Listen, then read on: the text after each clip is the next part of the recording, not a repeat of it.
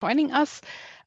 Great to have you here. This is an event of Parliamentarians of Global Action, and we will consider some ways how to reform or how to make the election procedure to the International Criminal Court a little bit better.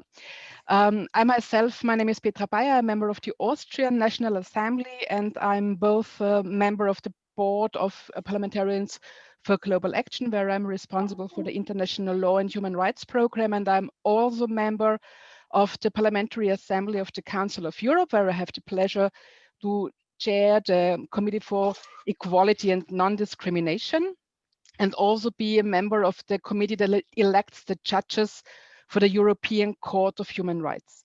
As you might know, this year there will be elected six new judges for the International Criminal Court. And of course, the Rome Statute foresees some requirements, what quality or what necessary knowledge these judges have to meet. But we also know that often there are many political considerations which somehow blurs the transparency and the selection process as a whole, I could say.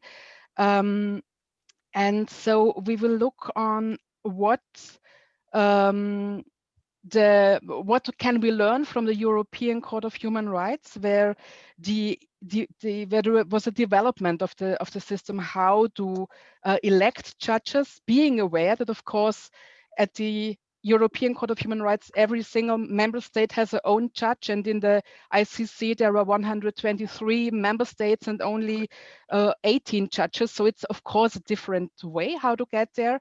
But nevertheless, we will try to find some parallels today. And I'm very happy to introduce as our first speaker, Wojciech Sawicki, who is Secretary General of the Parliamentary Assembly of the Council of Europe. And he was very much involved in this change and development, this improvement of how to elect judges at the Council of Europe. And Mr. Sawicki, it's a pleasure to give you the floor, please. Thank you very much, Petra. Thank you for introducing me. Well, I hope it will work well. This is the first time I'm connecting to Zoom via my mobile phone, so I hope it will work. So thank you very much for this invitation to the seminar. I try to do my best to be brief, even though the subject is quite large, and to give you all elements of the procedure of election judges in the case of the Council of Europe is quite, I'd say, complex task. I will skip all history, the creation of the court and the evolution. The court went through different changes. Convention has been modified several times. We are at the moment at the level of 16th additional protocol to the convention. Some of these protocols have modified in a substantial way the functioning of the court and also the terms of office of judges we elect to the court.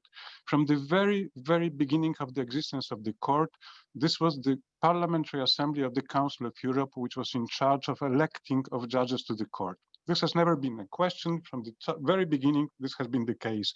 This is the Parliamentary Assembly which elects judges to the Court of Human Rights. It's an important element. It gives something which is very often called democratic legitimacy to the court, to the judges who sit in the court. And let's be well careful with one point. The judgments of the court, in line with the convention ratified by all member states of the Council of Europe, are binding on our member states.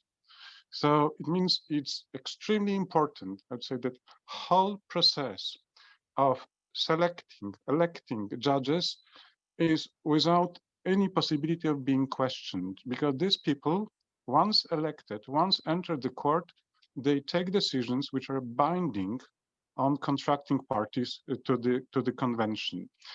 This is extremely important element to understand. Now, the election of judges to the Court of Human Rights is kind of a process between national governments and the Parliamentary Assembly. These two parties are directly involved in the process. Why? Because it's national governments who submit candidates for election. Parliamentary Assembly, which elects. So this link between national governments and Parliamentary Assembly in this context is very important. So the procedure starts with invitation sent to government concerned to submit candidates for a judge. To give you an impression of the length of such a procedure, well, I have in front of me a letter which I sent to the Russian Federation. Russian Federation has a judge sitting in the court whose mandate expires on 1st of January 22, okay, in more than 1 year time. I send a letter opening the procedure. This is my job as Secretary General of the Assembly to do it. I open this procedure on 26th of May 2020, almost half a year ago. And the Russian Federation is invited to submit candidates to the Parliamentary Assembly by 10th of May 21. And the election in the Assembly are scheduled for June 21, which means in the Assembly, we try to elect a judge more or less half a year before the expiry of the mandate of the sitting judge.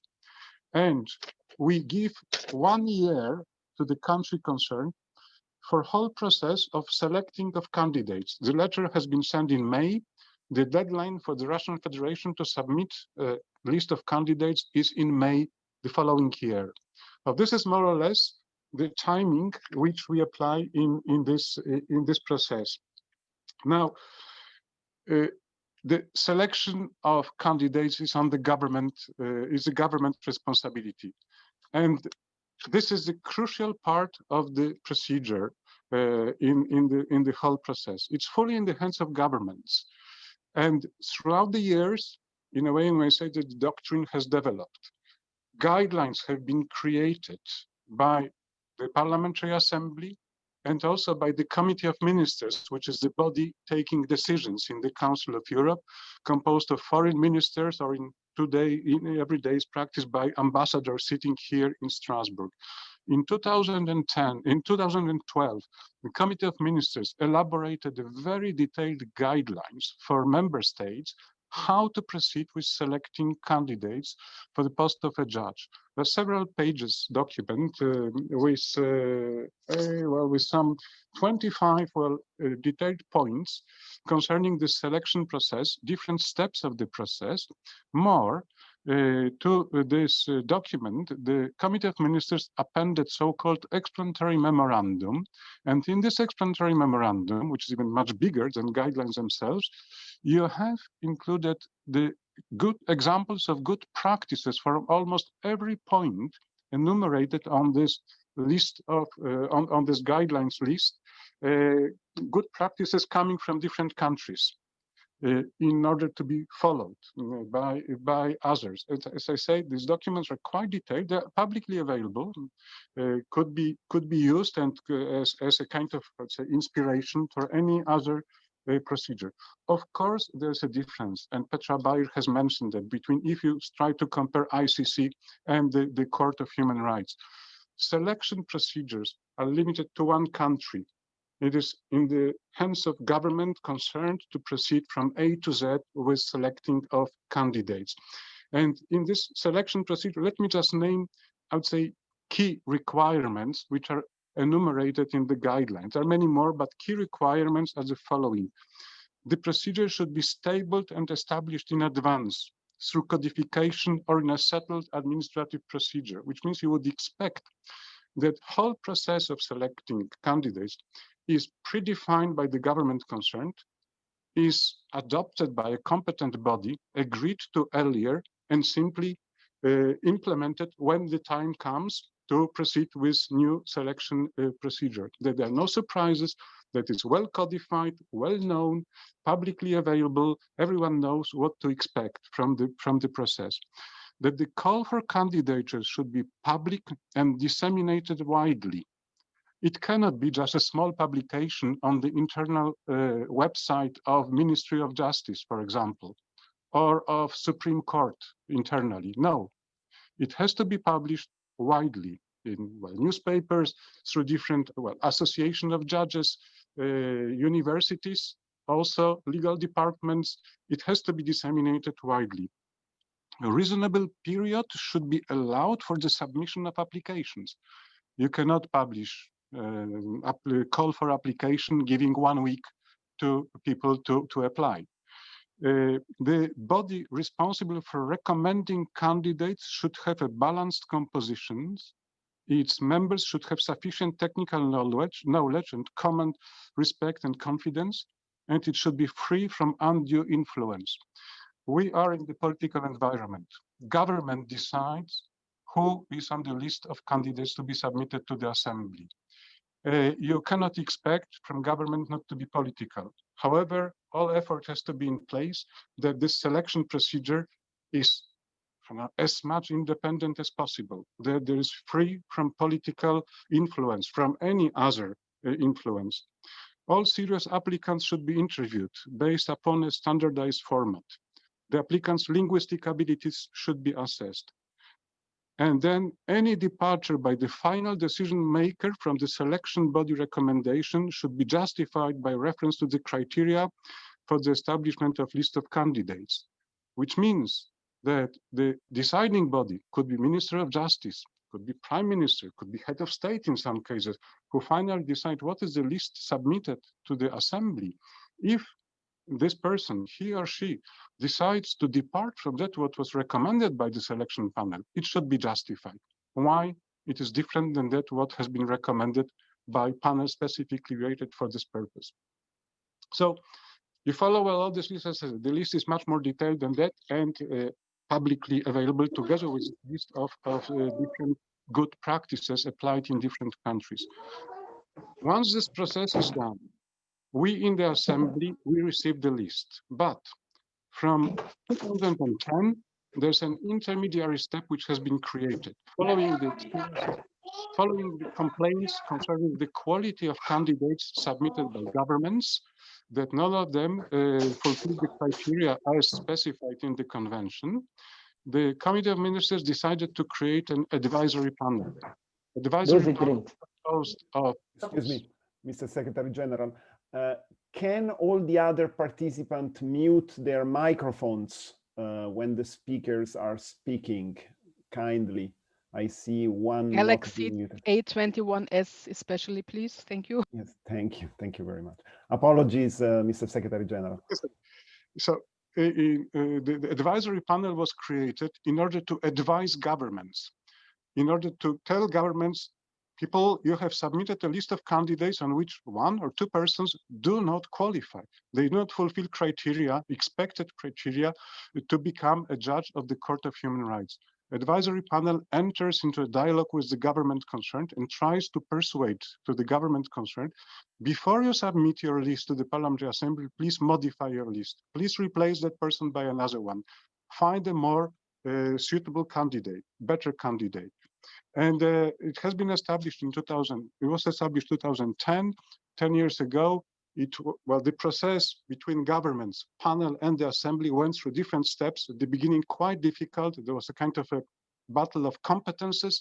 Advisory panel believed that it should have final word on the list of candidates, that if they decide not to agree on one or another candidate, assembly should even not consider such a candidate if finally submitted by the government concerned to the assembly.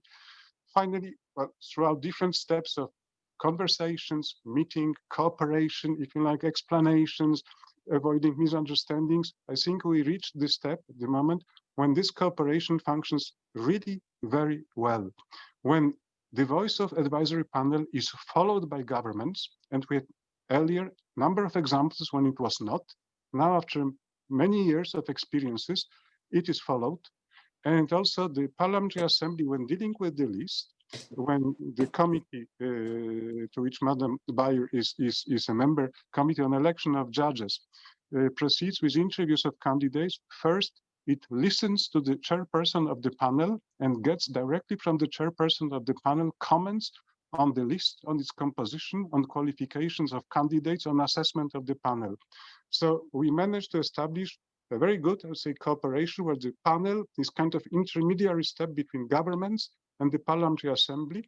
And after the several years of experience, proved to be a very useful tool, if you like, to be used in this process. Now, there are important elements which I think have to be mentioned concerning the composition of the court. The court can be composed of people who could take high judicial positions in their countries, or could be composed of juriscouncils of recognized competence. We have these two categories. We have similar thing, I think, in the ICC, where you have two different groups: international law and criminal law.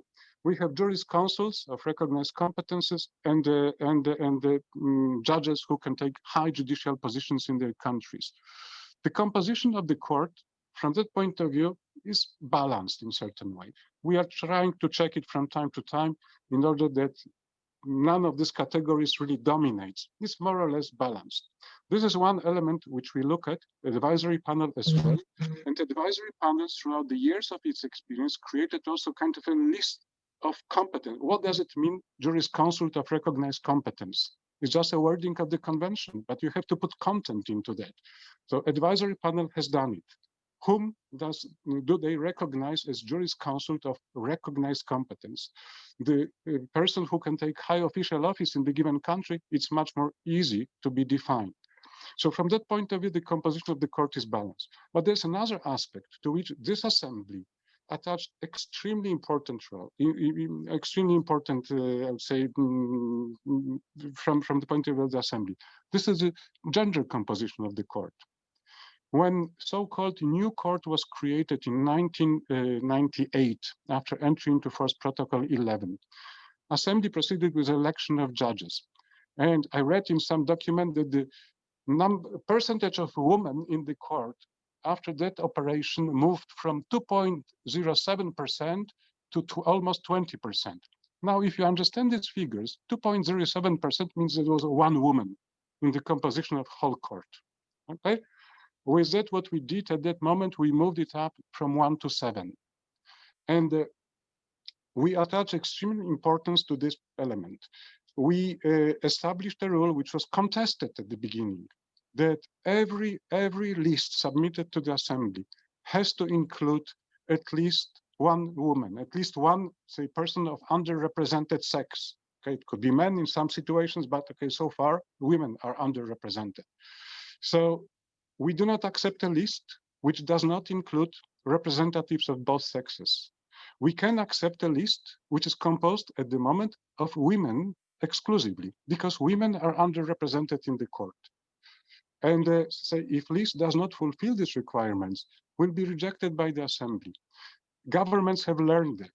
We went through kind of a painful process of education, when finally, after a certain time, governments understood that there's even no point to try to submit to the assembly list which does not fulfill these requirements.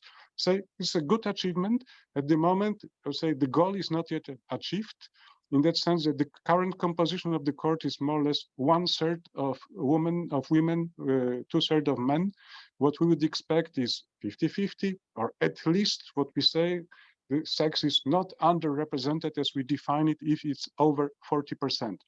Not yet there. There was a time we were quite close, but as you say, still work to be done. This is an extremely important element in our consideration. And it's not by chance that Madame Bayer is a member of the Committee on Election of Judges, because she represents in this committee the Committee on Equality and Non-Discrimination. This is also part of our process. The representative of this committee chairperson has to sit in the Committee on Election of Judges to look after other members, whether they fully respect, I'd say, the gender approach to what we discuss in this committee. Now, as I said, the process is politicized. Of course it is. There's some people who say complain about this, who say, well, this election should be completely objective, professional, concentrated on the profession of a judge, but it is politicized. Can it be avoided? Maybe yes, maybe no. We give the possibility to select candidates to governments. It is politicized at that level. And I have many examples where governments really exaggerated with nominating people from their political caucus, from their political group. It was clearly, if you like, politically oriented selection process. In the assembly, is it fully objective? Difficult to say. Assembly is a political body. We have given, if you like, the right to elect judges to politicians or parliamentarians. So to say, no, it's fully objective, no political element is there, this will not be true. if we give it to politicians, it will have elements of politics there. This is clear. However, by creation of this committee to elect judges, committee which is composed of lawyers exclusively or with legal background, we check that. There's a certain definition how to proceed with that. The committee interviews candidates, can hear them, can see how they react to questions, is composed by different political groups in a balanced way from the perspective of the Assembly.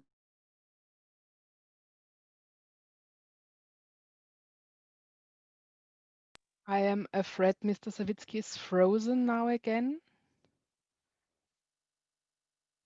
So maybe while committee recommendation. Here you are again.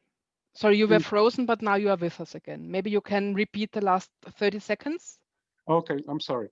I'm sorry for that. I can tell you well that the committee which recommends candidates to the Assembly gives clear recommendation to the Assembly. We believe that this candidate or that candidate is the best one, following interviews and following our overview of the process.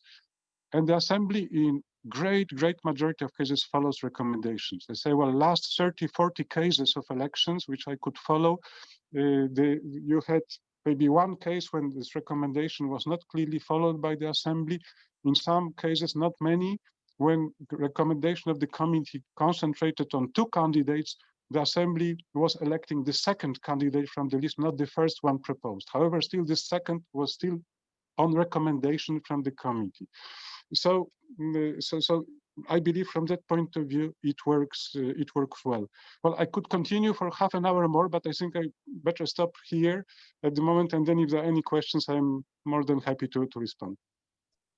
Thank you very much, Mr. Sawicki. Questions is a good keyword. If you have any questions, please write them in the chat. You find the icon for it on the bottom of your screen. And please all don't forget to mute your microphones.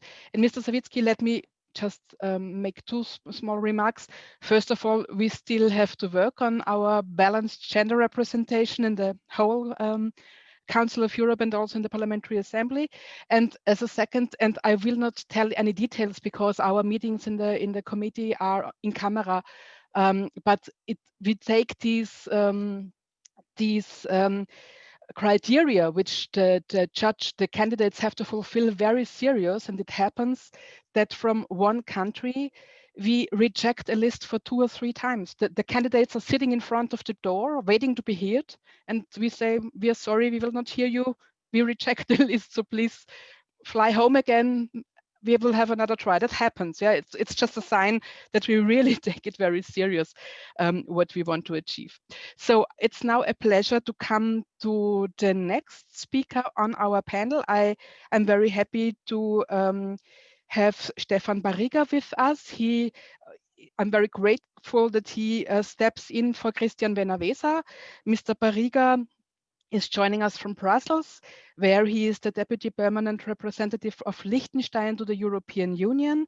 He was the legal advisor to Christian Benavesa when he negotiated the Kampala amendments, and he is also one of the main negotiators still when it comes to new processes according to the Rome Statute. If I am right, please correct me if I was wrong now. And Mr. Barriga, it's up to you now.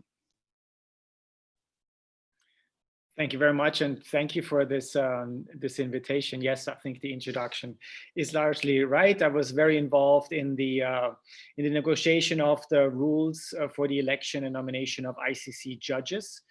That negotiation actually took place in 2002. Then we had a review in 2016, and I was the facilitator of that review. And in that process, because the rules are quite complicated, I also took the initiative to write kind of a short manual, 2.5-pager informal guide to the election procedures. And I think I'll try to be very brief. As was mentioned before, one can speak very long about these procedures. I'll be brief and also look at it in the context of the goal. The initiative here is to improve the election process further. Now, I think 2 parts have to be distinguished here. One is the actual election process and one is the nomination process. What is so special about the ICC is actually the election process. And I'll briefly talk about that because I think that needs to be understood as a context here. And then I'll come to the nomination and what can possibly be improved to improve the quality. Now, when it comes to the election process, meaning the way states, parties cast their ballots, the way these lists are assembled, I think here in the ICC context, the overriding goal is actually diversity and a balanced bench. Of course, also quality, but the quality is kind of assumed comes through the election itself. By giving states the choice to vote for a total of 18 judges, they will have a strong tendency to favor those who are most qualified. But we have additional rules that also nudge them into a direction that also makes sure it is a balanced outcome. And here we have three criteria that we have to respect. That's a bit different from the Council of Europe. On the one hand, we need a balanced bench when it comes to regional representation. We cannot have an ICC that only has European judges on the bench, even if those happen to be at that moment in time the single best qualified judges in the world. The court would have no credibility. We need regional diversity. We need gender diversity. And in addition, as was already mentioned, the Rome Statute knows two types of expertise that it also wants to have represented among the judges, and that is expertise in criminal law and expertise in general international law. So we have three criteria that we're trying to balance throughout the election process. And the way we do this is through an absolutely unique tool that I'm not aware of exists in any other context. And these are the so-called minimum voting requirements. These minimum voting requirements actually boil down to something very simple. At the moment, when the states parties sit in the conference room and they cast their ballot, typically for 6 judges of the ICC, because we have staggered elections. Every 3 years, we replace 6 judges. When they sit at the table, they have a ballot paper in front of them that says primarily vote for no more than 6 candidates. But in addition, there will be a few other instructions. So for example, if I look at the upcoming election, the instructions will say, for example, so vote for no more than 6 candidates. It will also say vote for at least 2 candidates from the Latin American and Caribbean region. Vote for at least 1 candidate from the Eastern European group. Vote for at least 1 female candidate. And vote for at least 1 criminal lawyer and 1 general international lawyer. These are the precise minimum voting requirements at this upcoming ICC election. Now, the way we come up with these instructions is rather complicated. It looks at which of the criteria is currently underrepresented and therefore needs to be improved. We do so in a slightly soft way. So for example, when it comes to gender, we are not saying a gender, so we have 18 judges total. We're not saying if female judges go below 9, they're underrepresented. We say if female judges go below 6, or if male judges go below 6, then they're underrepresented. And we're starting to counterbalance that with an instruction to vote for at least 1 or 2 or more candidates from that gender. And let me add here that this has been quite successful. We have actually had underrepresentation of male judges at the ICC. In 2011, the outgoing judges were such that we had a minimum voting requirement of 1 male candidate. So again, I mean, this is really unique. I don't think you have seen any other election in any international context where we say, oh, we need to do something for men. States parties, when you cast 6 votes, you must vote for at least 1 man. Of course, over time, this doesn't always lead to a completely perfect result, or rather at any point in time, but over time, it leads to a balanced result. And then there's one more important element to this, and that is, yes, we give these instructions, we give minimum voting requirements that force states parties to vote for a number of candidates that fulfill certain criteria, but this will only happen if they also have a minimum choice. I can give you another concrete example. Actually, it was foreseen that at the upcoming election, there should be a minimum voting requirement for Asia, because Asian judges are becoming underrepresented. So there should have been a rule saying, vote for at least one Asian judge. But this rule only applies if states parties get a minimum amount of choice. And there should have been 2 candidates at least from the Asian group. Apparently there were actually 2 candidates, but at some point the second candidate withdrew. There was only 1 candidate left, or there is only 1 candidate left from the Asian group. And therefore there is no requirement to vote for a candidate from Asia. Actually, if there was such a requirement and you have only 1 candidate, the election would be guaranteed. But we have an inbuilt system to make sure that there is also a minimum amount of choice. And that is a system of incentives that works quite well, because states parties that are interested in nominating candidates, they also are interested in being successful at the election. So they look at the rules. If they see at the next election, states parties will have to vote for at least 2 male judges or for at least 2 female judges, they're more likely to put forward candidates that fulfill those criteria. So that, I think, frankly, that has worked quite well, and is also a really interesting compromise in the UN context. Because the way we reached this particular system was by looking at the precedents we have in the UN. And we have basically 2 extreme precedents. One precedent is that we give no rules during elections. It's completely free. States can nominate, and very often we end up, therefore, with committees or members of these organs that are predominantly from countries from one region, or they're predominantly from countries that are very powerful because they can promote their candidatures. Or we have regional quotas that assign a number of seats fixed to certain regions. And then the result is often that each region nominates exactly as many candidates as they have seats reserved for them. The elections are guaranteed. There is no incentive to provide quality. So I think this compromise has worked quite well. Now, and let me add, when it comes to this current initiative, I actually don't see much that we can do to change or improve the election part, to improve the quality of the judges. I think the key to improving the quality of the judges is in the nomination process. And here the ICC rules are not that special. If anything, they are quite cautious. They're built on the old-fashioned model that it's the state's prerogative to nominate candidates. And as David mentioned, it was already quite a struggle to get an advisory committee that could make relatively soft recommendations, now is making slightly stronger recommendations. And we're hoping that states, when they cast their vote, they pick up on these recommendations and at least do not vote for the most horrible candidates. And so I think there's really room in the nomination process to do more and thereby improve quality. And I see 2 ways in which this could be done. And then I will come to an end. One is strengthen the advisory committee process. In other words, filter more strongly that come in, make even stronger statements about the qualifications, make it even clearer who are those that are qualified.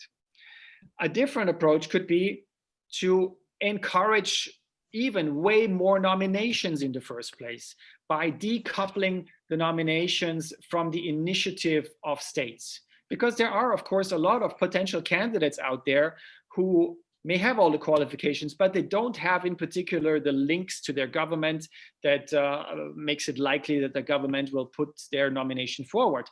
And if I'm not wrong, this type of system exists when it comes to the administrative tribunals of the UN. I may be wrong, but the way I remember it is that indeed the individuals do not have to get the approval of their governments. They submit their nomination. There is, I think there it's called a Justice Council, but again, it's some type of advisory committee that filters the nominations, and then it goes to states for the elections. So I think either filtering nominations even more tightly or just increasing the quantity and making it even easier for qualified candidates to get into the race could be another way of improving the process overall. But I think I'll stop here. I think I've had about exactly 10 minutes and I really look forward to discussion. Thank you. Thank you very much, Mr. Barriga. Totally precise. And thank you also very much for this insight and this precise advice that we if we try as Parliamentarians for Global Action to help to improve the election system, to really focus our efforts to the nomination process, especially. I think that's really helpful. So it's now a pleasure to come to Angela Mutukuti. She is an international criminal lawyer and associate advocacy officer at the Open Society Justice Initiative. And Angela, we are happy to hear your ideas how to improve the election, nomination and election system to the ICC. Please, the floor is yours. Thank you very much for having me, and thank you to the organizers. It's a pleasure to be a part of this event today.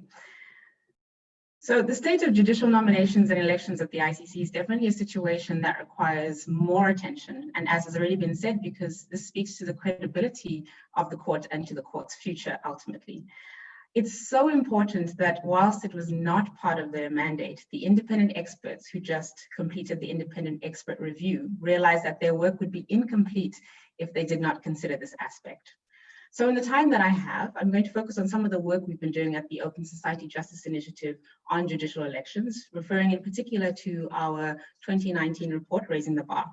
So my intention is to uncover three things: the national nomination process, the election process, and of course, the advisory committee on the nomination of judges, and how we can improve all these three layers to make sure that we get the best judges for the ICC. So let's start with the national nomination process. As we discovered in our research, too few states nominate candidates to the bench. Slightly more than half of the ICC states parties have nominated at least one candidate for election, and only 1/3 have ever nominated more than one candidate. And interestingly enough, just 10 states have nominated nearly half of all the ICC judges who have served to date. So 24 judges out of 49. Let me just repeat that: 10 states have nominated nearly half of all the ICC judges. That's less than 1% of the ASP's overall membership. So what we can see here is a very high concentration of judicial representation coming from a handful of states. And ultimately, this means that not enough states are taking part in the nomination process. So to ensure that we have a broader pool of qualified, competent candidates, more states need to participate in the nomination process. Secondly, there's a lack of transparency in many of the national nomination processes. Most states parties don't even have a framework in place. They have no framework that governs how judges are elected, how they're nominated, and how they're selected. In many cases, we found that states just appoint people in an ad hoc manner, and often having the right political and personal connections is what gets you in. Sorry, is there someone? Okay, I will continue, thank you. So as I said, having the right political and personal connections is often what gets you in. And of course, this comes at the expense of transparency and competitive opportunity, and of course, merit. We also found that actual information on the judicial process at the domestic level is not really available to the general public. Often candidates are just approached by their government rather than nominated through an open process that's been publicized widely. So there are the problems, but what are the solutions? In our research, we devised that it would be wise for states to develop a national legal framework, or at least at the bare minimum, have a set of rules that govern the nomination of judges to the ICC. And these should be transparent and should have fair processes, including shortlisting and interviewing. And to be more specific, we think it's important for states to advertise the call for applications widely. This is very important. Engage professional associations, NGOs, civil society organizations who will help disseminate the call for applications. Also ensure that there's a period for public comment so that the public can comment on the candidates and the quality of their work. And something that's already been raised as well, it's important to ensure gender parity.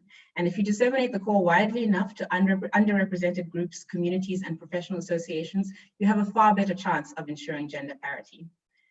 And lastly, in this context, we would recommend establishing an independent assessment body at the national level. Typically, this body would compose of legal professions, legal experts, and civil society, and other bodies that may be appropriate to help scrutinize each and every application before it goes forward.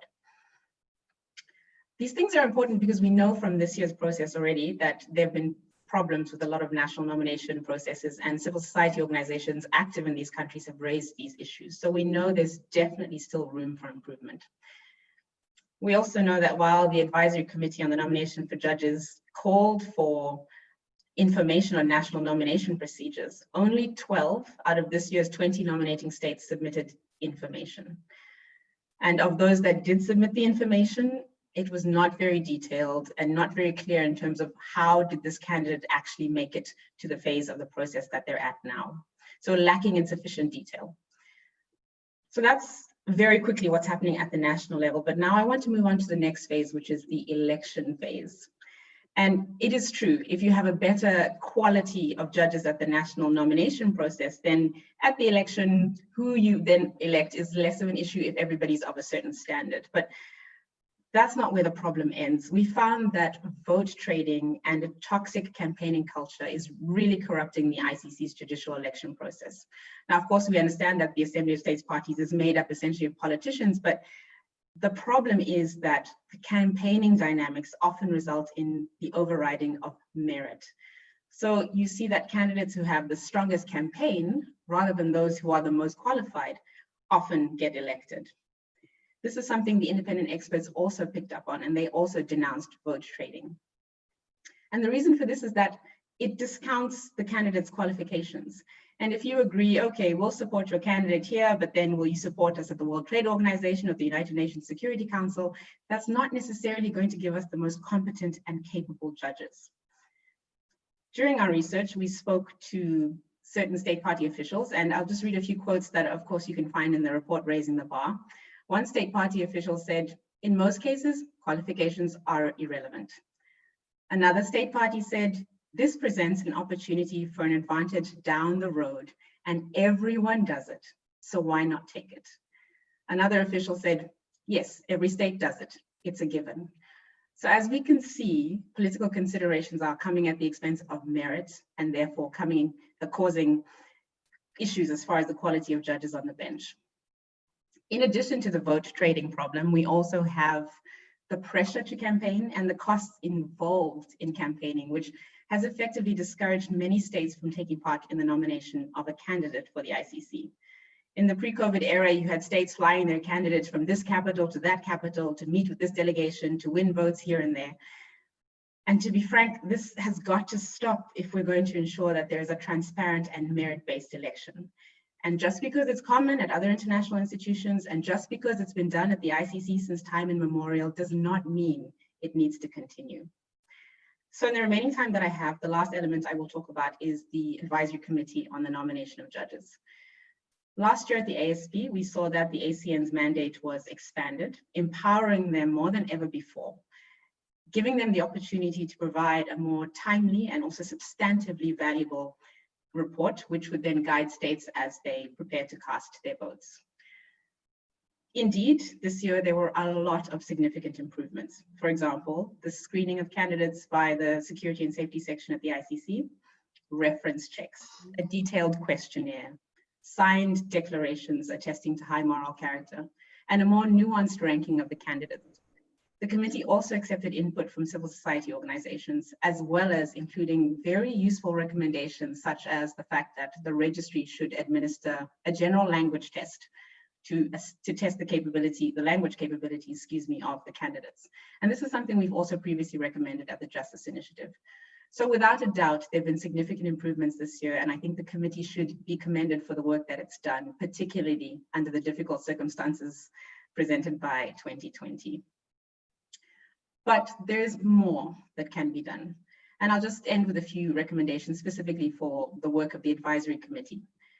It would be very helpful if their report was made available earlier during the year. They did attempt to do this year around, but due to many time constraints, this wasn't possible. And as I said earlier, the ACN also accepted information from civil society organizations, and this is very positive. But the period in which to submit these observations was very short, and the request was not very widely disseminated. And as I said, we recognize that the ACN were under a lot of pressure this year, especially with regard to the timeline. But for future, perhaps the ACN could consider issuing a press release or sending a public letter to civil society organizations and providing an email address, for example, for submission of relevant information on some of the candidates. And we see this practice at the independent panel for the election of judges at the Inter-American Court for Human Rights. So this is being done in other institutions and is indeed feasible.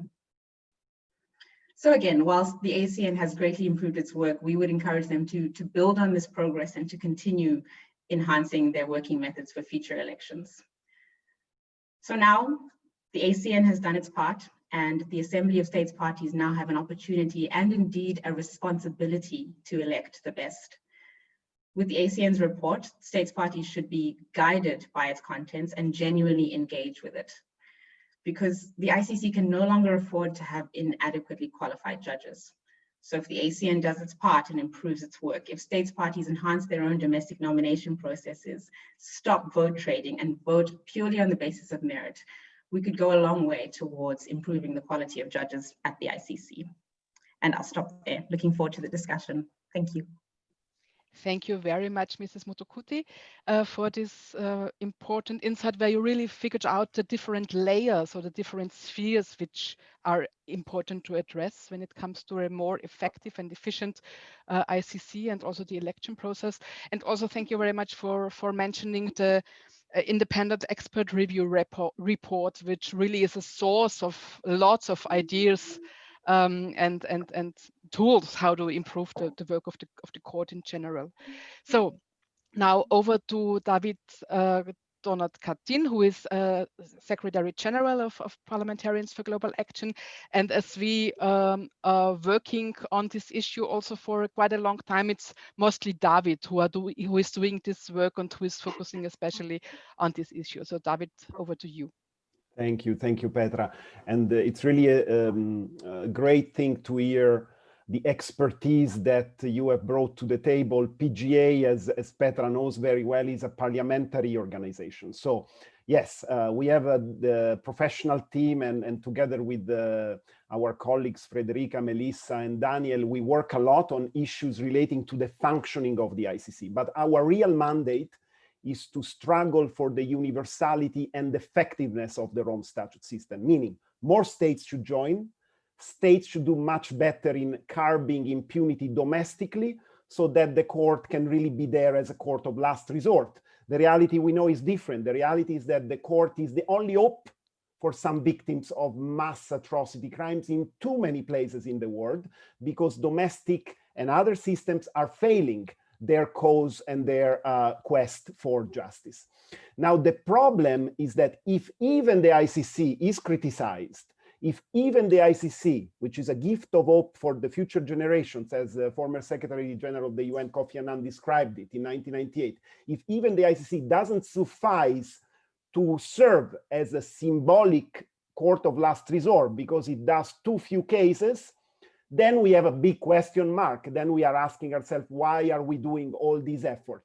And we are very happy of what Stefan has told us today, reminding us of the enormous achievements that the Assembly of State Parties managed to do in its early years to create a system that is balanced, that is gender representative, that creates the condition for a management of the state-driven process that most of the times would have led states not to elect the best judge, but to elect the best friend of one own country's interest. Now, that's probably still the case in many situations, but with the minimum voting requirements and certain rules that we have, we are not starting from zero. We at PGA take very seriously the issue of the quality of judges. As Petra said, when her committee looks into the criteria, they take it very seriously because they are elected politicians. Sometimes instead, our impression is that certain heads of delegation, certain diplomatic envoys not being elected, they really respond to certain logics that are non-transparent, not accountable to the general public, not discussed in parliaments, and therefore there is an area of improvement there for the ICC, but also for other international election systems.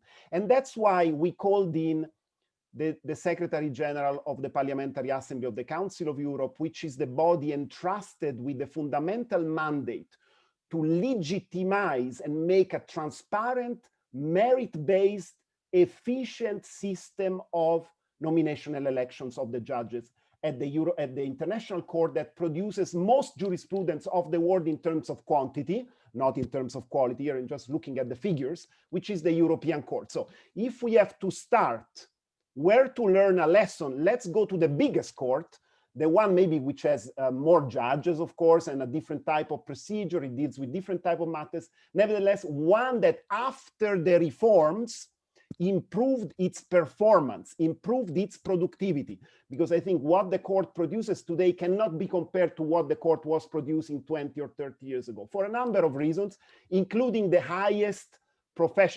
professionalism of the judges, who are, as Dr. Sawicki explained to us, both professional judges, but also jurists.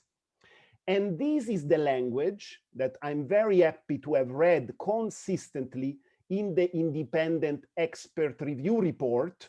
We had Justice Richard Goldstone, who honored us with his presence at our Consultative Assembly of Parliamentarians on the ICC and the rule of law 2 weeks ago. And Justice Goldstone and his commission refer to judges and jurists of the highest caliber. Because Antonio Cassese, the first president of the ICTY, who made an extraordinary job there with incredible jurisprudence that is quoted as we speak, much more than any ICC decision, starting from Tadic, ending to Kuperskich, ending to many other decisions of very small cases, but very big in terms of the law, was not a judge. He was a professor of law, never been a judge in his life, but he managed to be a perfect manager for the setting up of an institution and came up with very enlightening jurisprudence that led to domestic international criminalization of non-international armed conflict violations and other achievements of that very important nature. So at that time, probably, when he was selected as a candidate by Italy for the position that he was then taking, nobody really trusted the ICTY. Everybody thought the ICTY is just an alibi of the international community to do something on Yugoslavia because they are failing in preventing a genocide and crimes against humanity in Bosnia and so on. So at least they tried to set up a tribunal. Nobody believed in that tribunal. And so nobody wanted to go in that tribunal, apart from like-minded jurists with a long vision, as Professor Cassese was, as Georges Abissab was, and many others of that generation were. And in fact, it proved to be an extremely successful tribunal. The problem with the ICC has been that the ICC came after an evolution of the system. The ICC is not just an institution to fail, it's an institution to last. It's a permanent court. It's the result of a complex negotiation. The treaty that establishes it is the Rome Statute with 123 articles, a full body of rules and procedure. And therefore, when the Rome Statute entered into force, a lot of people with a lot of ambition wanted to be in the court, not necessarily the best jurists that were available there. And what PGA, where did this process started? It started for us, it became very focused for us on the 18th of July, 2018, when we decided what to do with the 20th anniversary of the Rome Statute. And thanks to the leadership of a colleague of Mr. Helmut Scholz, who is here with us from the European Parliament, I see him from his office linked with us, Mr. Fabio Massimo Castaldo, the Vice President of the European Parliament, co-convened with us a meeting in the City Hall of Rome to look into what should we do to improve the quality of the system of nomination and election at the court. And we receive a report that is very similar to the one that Dr. Sawicki presented today from an Italian judge, who illustrated that the key element that changed, at least insofar as Italy was concerned, insofar as the nomination process was concerned for the European Court, the key reform to be made is for states to apply the guidelines, which should be self-imposed and become binding for every state that wants to be complying with the criteria.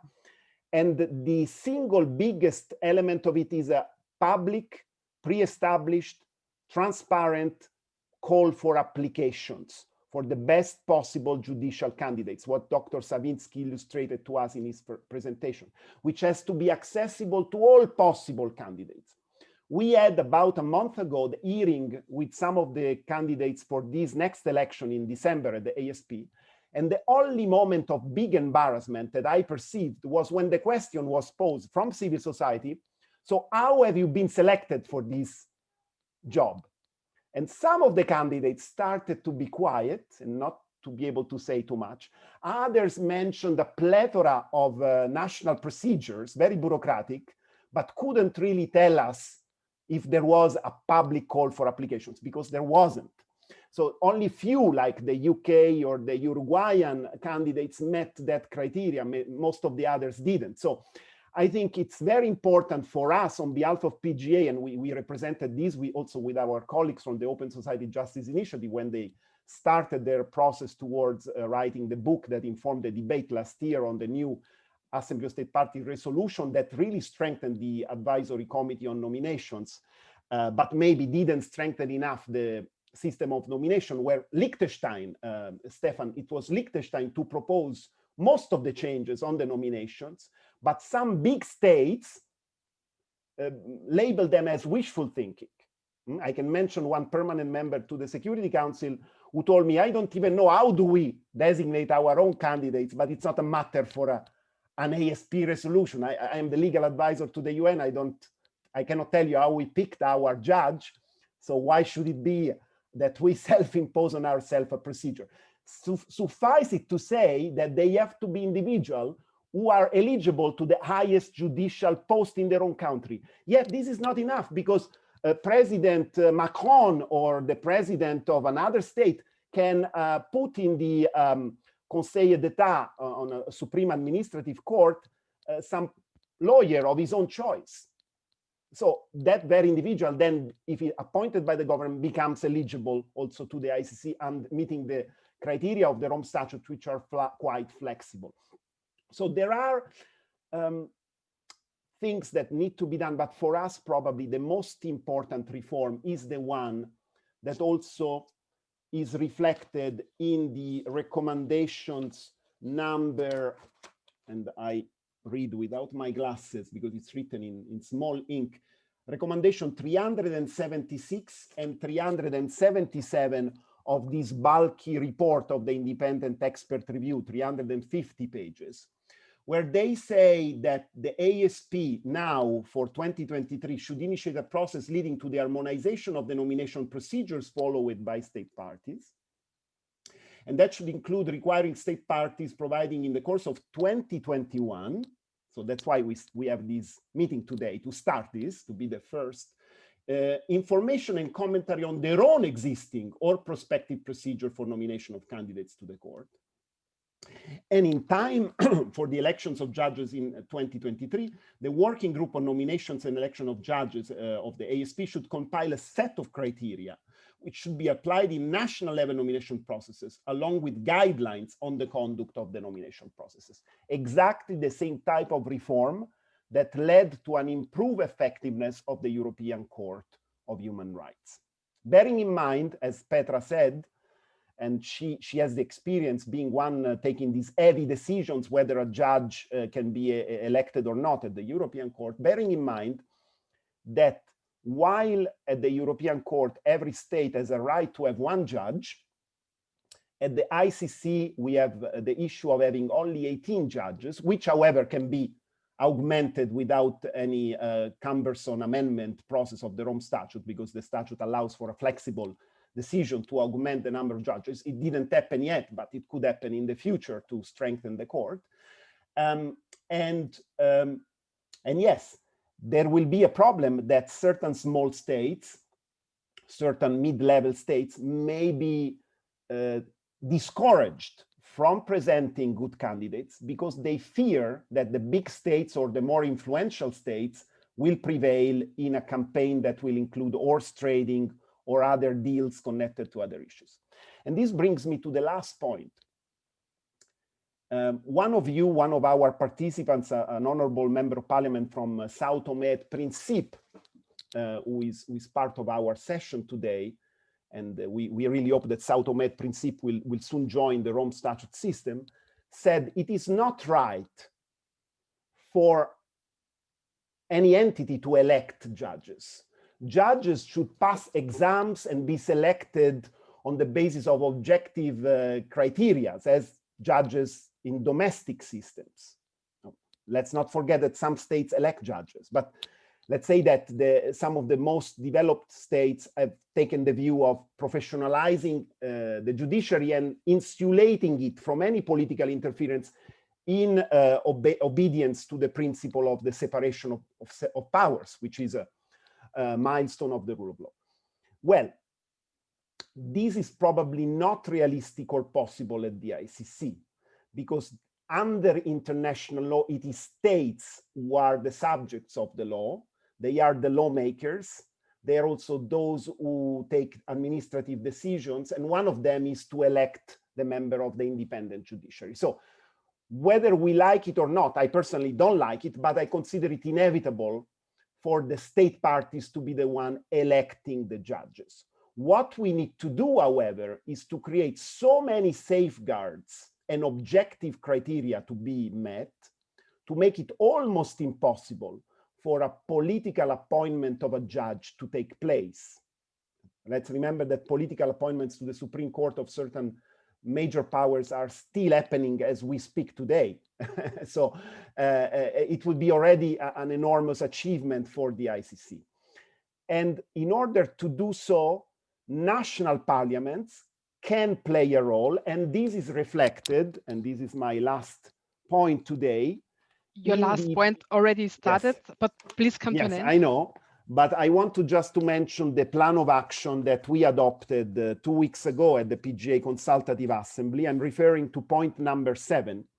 Parliamentarians resolve to vigorously engage with our colleagues from all political affiliations to achieve national and multi-partisan consensus to support the adoption of merit-based procedures at the national level for candidates to judicial positions at the ICC. In other words, what we are calling upon is parliamentarians and also the executive branches of governments to unite their forces, self-impose on themselves the criteria that also the ASP can harmonize and put together, so that we go to the next wave of elections with a system that is as close as possible to the one of the European Court of Human Rights. Thank you. Thank you very much, David. Maybe somebody can copy the link to the declaration you just mentioned also to the chat. We now have the common challenge to square the circle. You maybe also discovered meanwhile that there is a mistake in the program. The open debate, which was scheduled from 1:45 to 2:15, was in parallel with the last 2 speakers. So in theory, we are ending now. I myself, I can do another 12 minutes. And if all the panelists are fine, also to add another 12 minutes, I see. Yeah, so let's expand that. Thank you very much for your flexibility.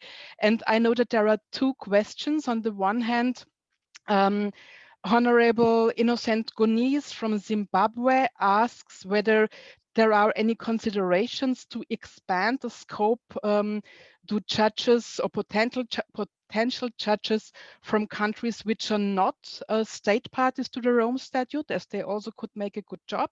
And then I know that David got another question, but I forgot from whom he will tell us. Maybe you tell us the other question first, and then we make a closing round. And I give all our panelists the floor again, and please conclude at the same time. Yes, we have a question from journalist Andrew Ari-Naitve from the Mail and Guardian. Why, and this is relating to the selection of the prosecutor, not the 6 judges at the ICC, why are member states failing to reach a consensus on one candidate? So this is maybe something we may want to touch upon at the end. Yeah, whoever would like to start with his or her closing remark, please go. Angela, I see you unmuted yourself already. Fine, go ahead. Thank you. I'm happy to go first, and I'll start with a question from Honorable Gonese from Zimbabwe. Just nice to see a fellow Zimbabwean on the call. But I think this is, as we say, where the rubber hits the road when it comes to politics and international law, because states parties feel very strongly about having their own people in positions at the court. And you often find that there's a tension between those who contribute the most financially, who feel like they need to have more of their people on staff. So it's going to be a very hard argument to sell to the Assembly of States Parties that they need to go outside of states parties. Personally, myself, because I'm in favor of merit-based processes, I think it would be wise to extend and go further than states parties, because you want the best and they don't all necessarily come from states parties. But as I said, it becomes a very politically sensitive issue and something that I don't think many state parties would be open to, unfortunately.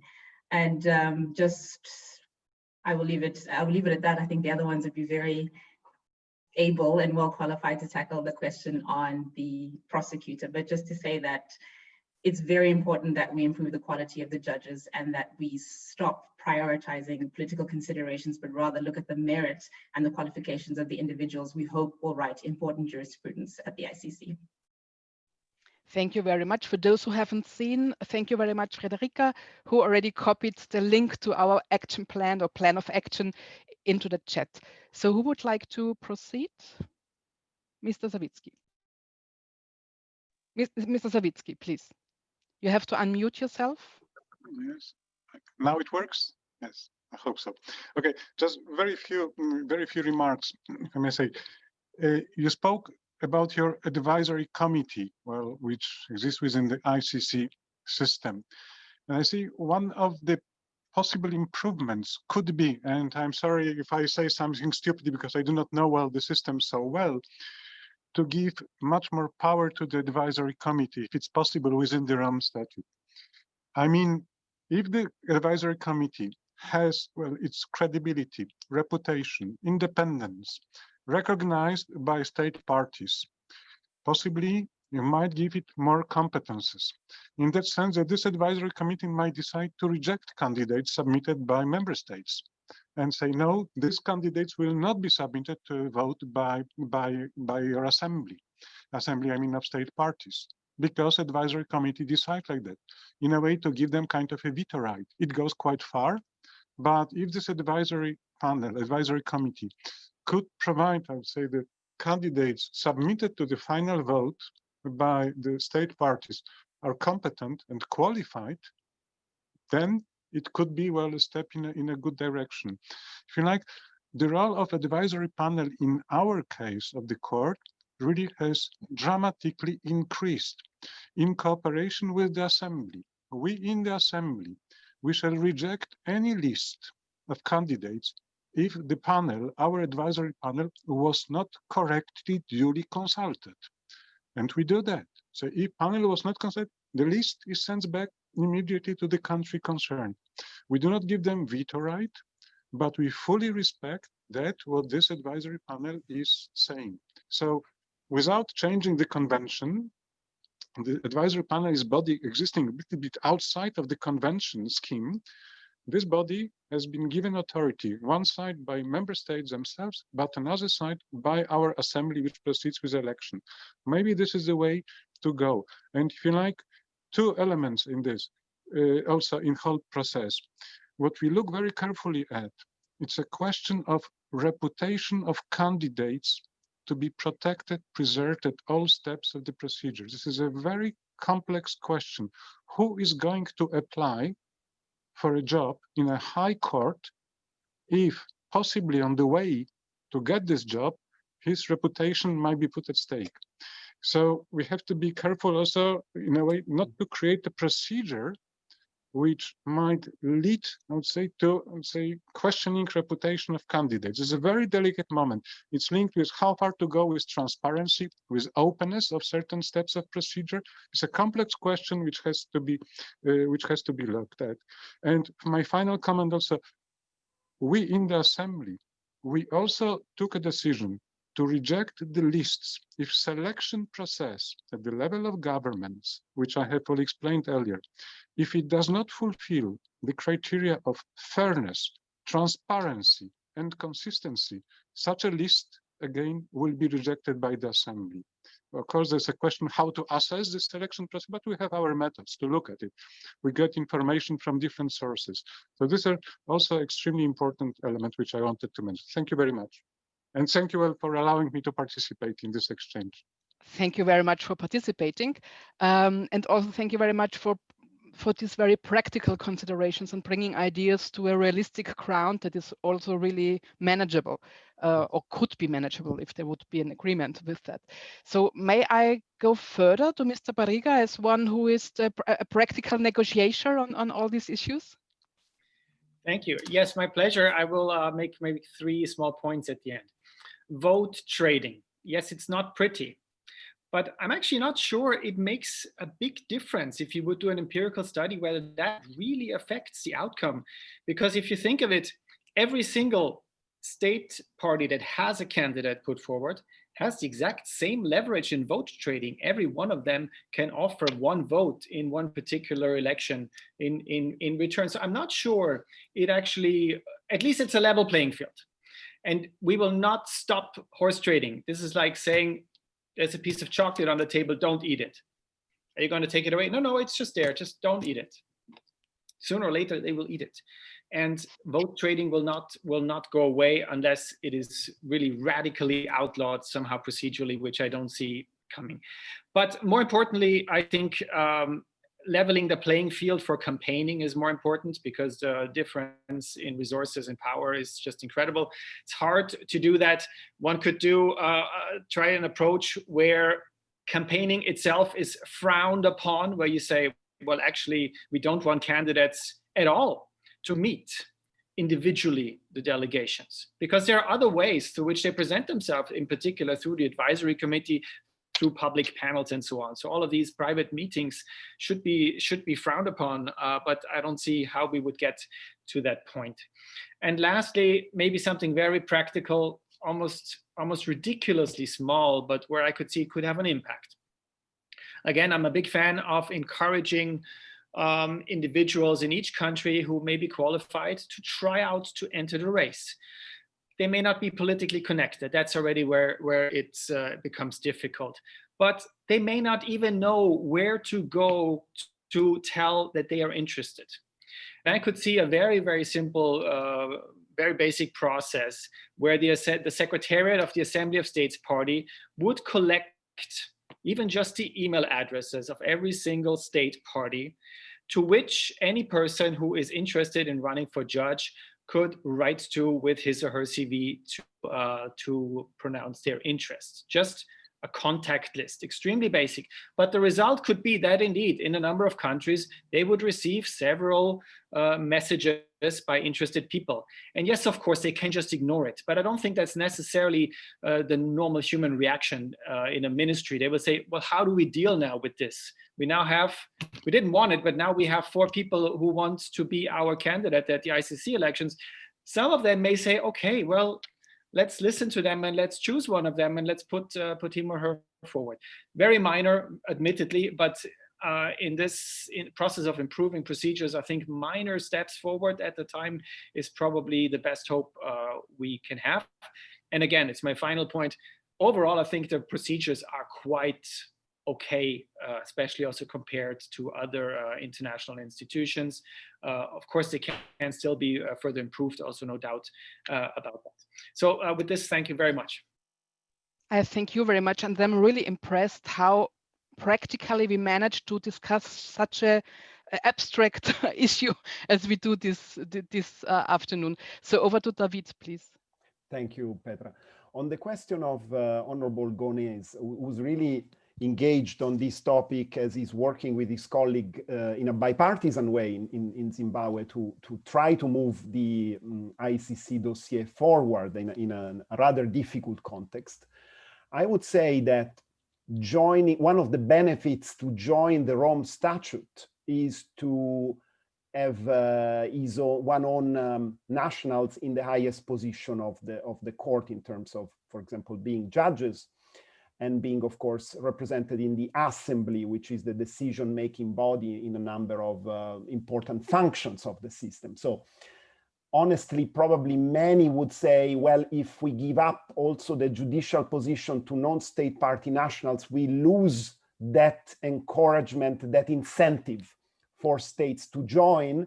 We run the risk of what has been happening with some states that accepted the jurisdiction of the court for the sake of having the court looking into its cases, but have not ratified yet. I'm referring to Ukraine, where it is really an egoistic, a selfish approach. It's like to take the bus without paying the ticket, because you want to make the ride, but you are not ready to take the responsibilities and also to exercise your right as a paying passenger in case of an incident, for example. So it is a problematic approach to think that a treaty-based organ, as the court is, it's created by states, can be also benefited by those who don't join the club. To benefit from the benefits, you need to join and pay the contribution to the club in good and in bad, rights and obligations. So in terms of the selection of the prosecutor, clearly there was no consensus on the 4 candidates that were selected by another committee set up by the Assembly of State Parties for this very important function, which I remember at the ICTY, since I mentioned Judge Cassese, was occupied by a Swiss federal prosecutor who made a big difference, bringing the ICTY to 100% compliance in terms of arrest warrants executed against fugitives, Carla Del Ponte. So we are at that stage in the history of the ICC that we need that type of prosecutor, really an heavyweight practitioner, a real prosecutor, and not another person who can really steer the entire office, but somebody who can really go into the evidence and assess its qualities and so on. So the 4 candidates that were shortlisted didn't meet, in my view, these criteria. So now there has been a reopening. And now there is we have seen it in Justice Info, one of the outlets of the media in The Hague. We have seen the names, and some of these names I have in mind. One is really much more close to the identikit of Carla Del Ponte, because he, for example, discovered essential evidence on the genocide against the indigenous populations in Guatemala. So that type of prosecutor, that type of individual with that prosecutorial character and independence could be a guarantee. Here there is a problem, and this is maybe the area where I'm more critical of this independent expert review report, which is the emphasis on the language, English or French, because sometimes in this world in which we live, the most competent people are not native English or French speakers. And probably also the first short list was also characterized by 4 English speakers. So let's see what happens. I really hope that states can find a consensus candidate, and they are working on it, and that we will have a 3rd prosecutor by the 22nd or 23rd of December elected by the ASP. If Petra, I can say a final thing, only one, on conflict of interest. And this is really an elephant in the room in most international institutions, and the ICC doesn't make a difference here. And I think in PGA, we took the view many years ago that certain policies regarding what have been called revolving doors are not ideal and should be confronted. And you don't want to be judged by a person who is not the high caliber judge or jurist, fully independent from state influence, if you don't want to end up your days in a jail, or maybe acquitted for example, like we have seen in the Bemba decision on certain theories that were unprecedented in international law. So there is really a serious problem here, that certain individuals who are outstanding diplomats, great leaders in the international community, not necessarily qualify to be a judge. So there is a little bit of an exercise to be made there, because again, the division between powers, the executive, the legislative, the judiciary, is what we teach in law schools to law students. But then if at the level of the Assembly of State Parties, the UN, other bodies, can be the EU and so on, we violate this principle, and we bring somebody from the executive into the judiciary, or vice versa, without having proper safeguards, time lapses and so on, then it becomes problematic for the credibility of an institution. Thank you very much. To conclude, all of us who are dealing with politics know that it needs a long breath to bring something forward. I think that's even more the case if it's international law. But as I see, or as I assume, we have a common attempt, and I really would look forward to join forces and to cooperate to make international criminal law more effective, to eradicate impunity of mass atrocities the ICC is dealing with. I want to thank you all for your contribution and participation, and I'm very much looking forward to cooperating with all of you in a very near future to make the world a little bit better place to live for everybody in this world. Thanks a lot. Have a good rest of the day, and bye-bye. It was a pleasure to meeting you. Thank you very much. Bye-bye. Bye. Thank you, Petra. Thank you, Stefan. Thank you, Dr. Thank you all Thank you, very much. Angela. Bye-bye. Thanks to all.